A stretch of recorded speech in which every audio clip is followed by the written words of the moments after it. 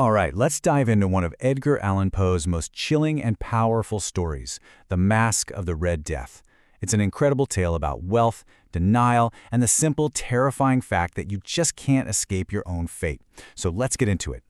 So our story opens with this absolutely horrifying plague called the Red Death.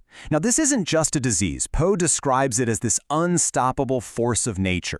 It's incredibly fast, and its victims are marked by these gruesome scarlet stains. Once you had them, that was it. No one would dare help you.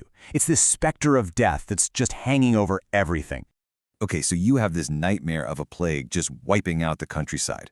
The central figure of our story, Prince Prospero, he thinks he's got it all figured out. He has a plan to just wall off reality and create his own little world, completely safe from all the suffering happening right outside. Yeah, so meet Prince Prospero. While his people are dying horribly, his grand solution is to use his immense wealth and power to just wall death out. He gathers 1,000 of his favorite knights and ladies, retreats to a secluded abbey, and decides to weld the gates shut, sealing themselves off from the entire world and all of its problems. But this isn't just some dusty old fortress. Oh no, Prospero creates a world designed for one thing: non-stop pleasure. It's a magnificent, opulent paradise built for safety, sure, but mostly for partying. This is his gilded cage. And the finality of their plan is what's really striking here. The place is amazing, of course, but it's the details that tell the story. High, strong walls, iron gates, and they don't just lock them, they are welded shut. This wasn't a temporary hideout. This was them declaring that the outside world no longer existed. And this really gets to the heart of the story. They genuinely believe they've beaten the system, that their money and their walls have made them immune to death itself. But, as we're about to see, it's all just a fragile, temporary illusion. So, inside this fortress, after a few months of luxurious isolation, Prospero decides to throw the most incredible mask ball imaginable.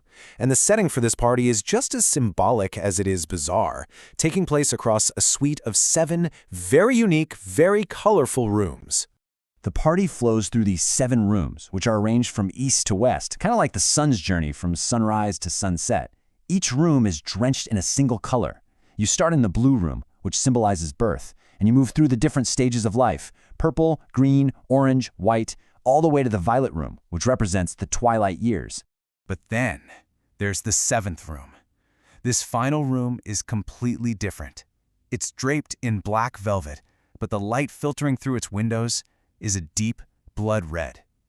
The whole effect is so unsettling, so ghastly, that almost none of the guests dare to even set foot inside. It is, without a doubt, the room of death.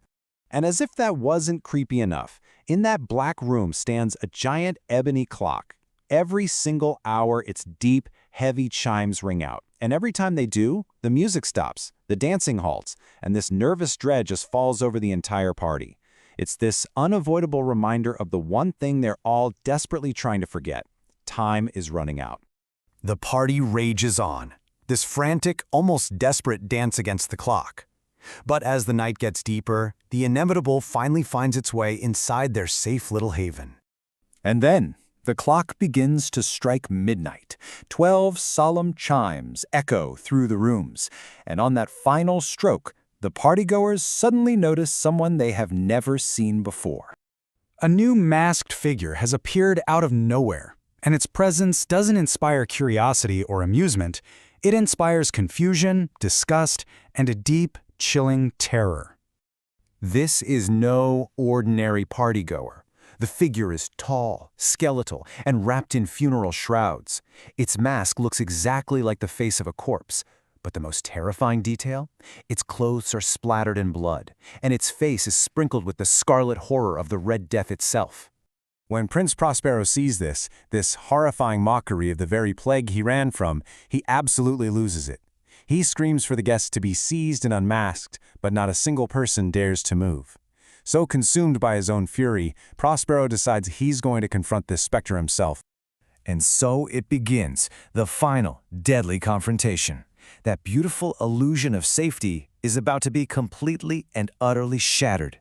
Prospero draws a dagger and chases the intruder from the blue room of birth, racing through the purple, green, orange, white, and violet rooms. It's this frantic, symbolic rush through an entire lifetime in just a few seconds, all of it, leading to one final, unavoidable destination.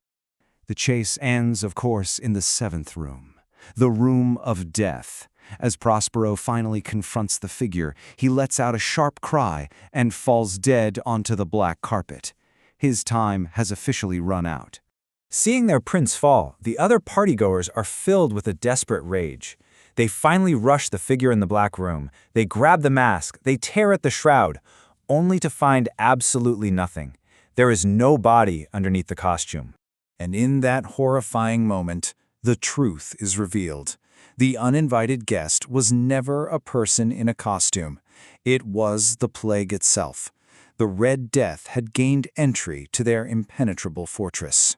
With the death of the prince, the entire charade just collapses. The ebony clock stops ticking forever. The flames that lit up the party flicker and die, and one by one, every single reveler succumbs, their blood staining the halls of their so-called gilded cage.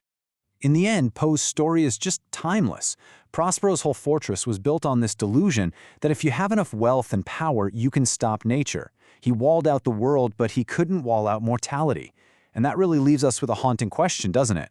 What walls do we build to try and escape the inevitable?